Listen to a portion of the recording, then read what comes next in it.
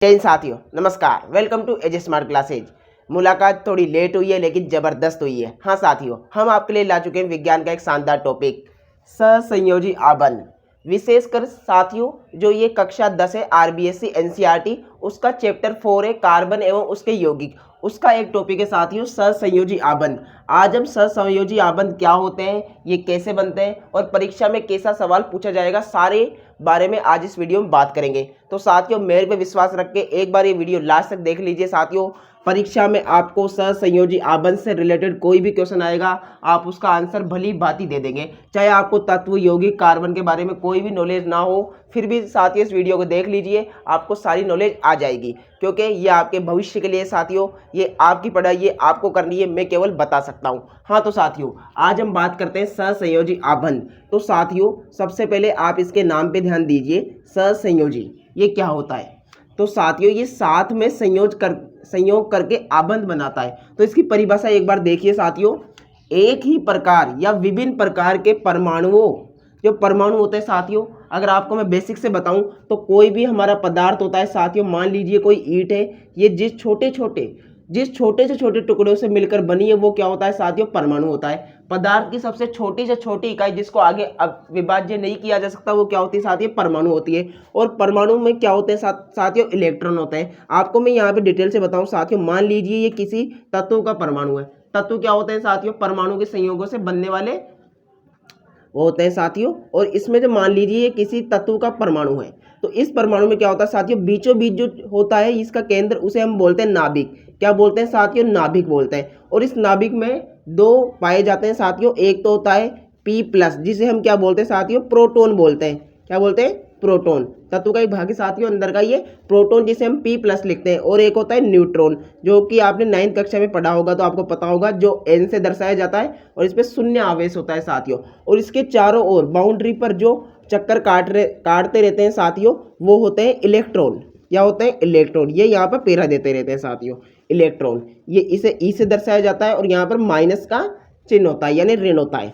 तो जो परमाणु के इलेक्ट्रॉन है, इलेक्ट्रॉनों की साझेदारी से बने आबंध को सहसंयोजी आबंध कहते हैं। तो जो इलेक्ट्रॉन होंगे साथियों, दो तत्वों के, वो आपस में क्या करेंगे, इलेक्ट्रॉनों की साझेदारी करेंगे, यानी कोई किसी को देगा और कोई किसी से लेगा। तो वो वहां जब बनेगा साथियों, उससे वह क्या होगा, सहसंयोजी आबंध होगा। यहाँ पे एग्जांपल लेके मैं आपको बता देता हूँ, आप समझ गए होंगे। पदार्थ की सबसे छोटी से छोटी इकाई परमाणु, और उसके मध्य में जो होता है उसे बोलते हैं नाभिक। और नाभिक में दो ये पाए जाते हैं साथियों, एक प्रोटॉन, न्यूट्रॉन, P+ और N0। और इसके चारों ओर जो चक्कर काटते रहते हैं साथियों, वो होता है इलेक्ट्रॉन, जिसपे माइनस का साइन होता है साथियों। ठीक है, तो सहसंयोजी आबंध हम समझ लेते हैं। मैं यहाँ एक बार इसको रफ कर देता हूँ साथियों, ठीक है ना। आशा करता हूँ आपको समझ में आ रहा होगा। कोई भी इसमें दिक्कत हो कमेंट बॉक्स में बेझिझक पूछ लीजिए, मैं आपके लिए ही बैठा हूँ साथियों। आप कुछ भी पूछेंगे, कुछ भी डाउट होगा, क्लियर करूंगा साथियों। ठीक है, पिछले कई वर्षों से भी हमने यहाँ पे ऑफलाइन कोचिंग भी चला रखी है साथियों, तो काफ़ी ज़्यादा एक्सपीरियंस है।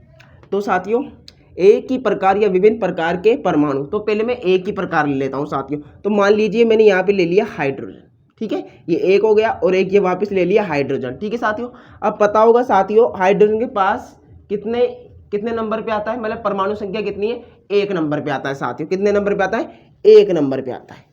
यानी कि मैं यहाँ इससे क्रॉस से बता रहा हूँ कि इसके पास इलेक्ट्रॉन कितना है साथियों, 1 है। जितने परमाणु होंगे उतने इलेक्ट्रॉन होंगे। ठीक है, और यहाँ पर साथियों इसके पास भी कितना है, 1 इलेक्ट्रॉन है।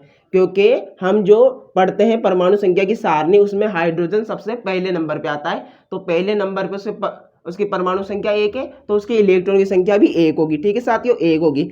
अब ये क्या करेगा, इसको अपने कोष में अधिकतम इलेक्ट्रॉन करने के लिए साथियों, आपको पता होगा जो पहला कोष होता है उसमें 2 इलेक्ट्रॉन चाहिए होते हैं। मतलब ये पहला जो सर्कल होगा किसी का कोष, जिसे हम बोलते हैं, इसमें 2 इलेक्ट्रॉन चाहिए। फिर उसके बाद अगर अगला कोष बनता है, 2 से ज़्यादा हो जाते हैं, तो दूसरे में 8 चाहिए साथियों। कितने चाहिए, 8 चाहिए।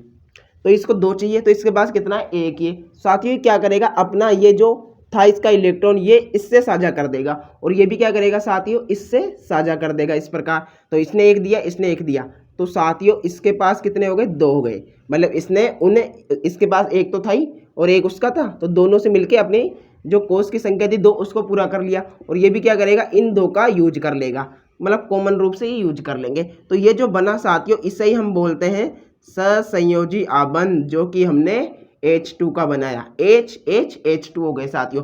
तो अगर एग्जाम में आया कि सहसंयोजी आबंध बनाइए H2 का, तो कैसे बनाएंगे साथियों, ऐसे बनाएंगे। आप समझ गए। एक और एग्जाम्पल लेते हैं और अच्छे से समझते हैं। इसे रब कर देता हूं साथियों, ठीक है ना।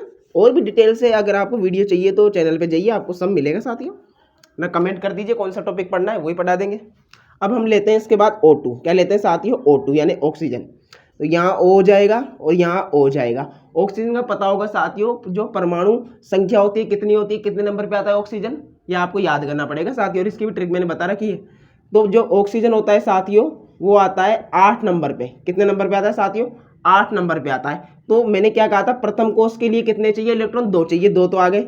अब बचे कितने साथियों, 6 बचे ना, 8 थे ना टोटल, तो 6 बच गए। अब पूरा करने के लिए कितने चाहिए, 2 चाहिए। तो इसके पास कितने होगा, 1 2 3 4 5 6, 6 बच गए ना, तो 6 रह गए। इसके पास भी कितने, 1 2 3 4 5 6, इसके पास भी 6 रह गए। अब इसको चाहिए कितने साथियों, 2 चाहिए। तो ये क्या करेगा, 2 साझा कर देगा, साझा कर दिए। इसको भी 2 चाहिए, तो ये भी 2 साझा कर देगा।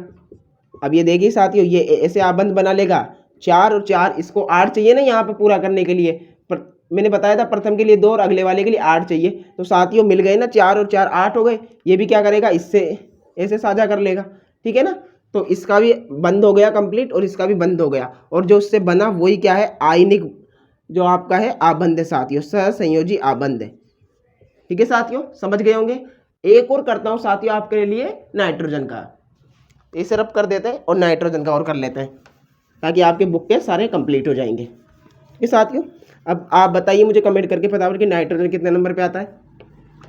नाइट्रोजन आपका आता है साथियों 7 नंबर पे। कितने नंबर पे आता है, 7 नंबर पे। हम N2 का ही करेंगे, तो हम N और N। अब आप बताइए साथियों, 2 तो आ जाएंगे प्रथम वाले कोष में, और सेकंड वाले के लिए कितने बचे, 5 बचे। और चाहिए कितने साथियों, 8 चाहिए, अधिकतम 8। तो 5 बच गए, 1 2 3 4 5, 1 2 3 4 5। चाहिए कितने साथियों इसको पूरा करने के लिए, 8 करने ना, इधर 5 है तो 3 चाहिए। तो 3 को मिटा देंगे, 3 को मिटा दिया, 3 यहाँ आ गया। इसको भी चाहिए 3, तो 3 ये भी साझा कर देगा, साझा। ठीक है साथियों, तो ये हो जाएंगे इसके पास 6 और 2 8, 8 चाहिए। इसके पास भी 6 और 2 8। तो ऐसे बन जाएगा आपका सहसंयोजी आबंध। ठीक है साथियों, समझ गए होंगे। एक ही प्रकार या विभिन्न प्रकार के परमाणुओं के इलेक्ट्रॉनों की साझेदारी से बने आबंध को ही सहसंयोजी आबंध कहते हैं, जो कि इस प्रकार बनता है। आशा करता हूं समझ में आ गया होगा। फिर भी कोई डाउट है कमेंट बॉक्स में बेझिझक पूछ लीजिए। आपका खुद का चैनल है ये मेरा चैनल नहीं है साथियों, आपका चैनल है, आप पढ़ते हैं इस पे। ठीक है, धन्यवाद। जय हिंद, जय भारत। पढ़ते रहिए, आगे बढ़ते रहिए। वंदे मातरम।